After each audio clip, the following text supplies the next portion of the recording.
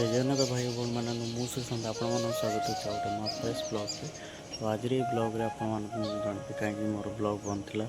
आज भी होगलानी 4-5 मास है मोर ब्लग आसून। तो बहुत जन भाई मैंने कमेंट करते भाई तुम ब्लग आसुनी।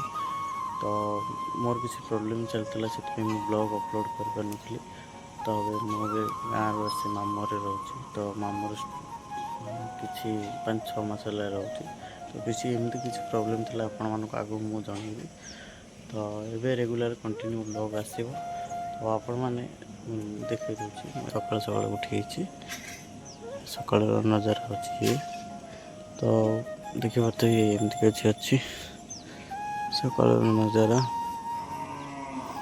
आज आप ब्लॉग गोटे जिन देखुँ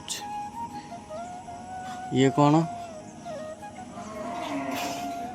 ये कौन कमेंट करंतु।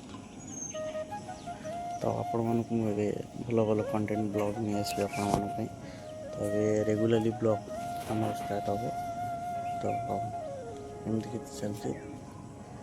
तो ब्लॉग निश्चय बहुत शीघ्र एतर ब्लॉग रेगुलर आसते। ये आम घर कम चलती। तो यहाँ हूँ 3rd फ्लोर। तो आपण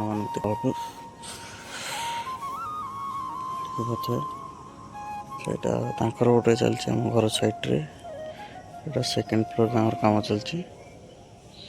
2nd फ्लोर ये गोटे 1 फ्लोर वाला घर। यहाँ एमती किसी अच्छी मामूर यहाँ मो मामूर गाँ एमती किसी अच्छी। तो अभी मुझे मामू घर रोचे आपण रेगुलर ब्लॉग अपलोड हम।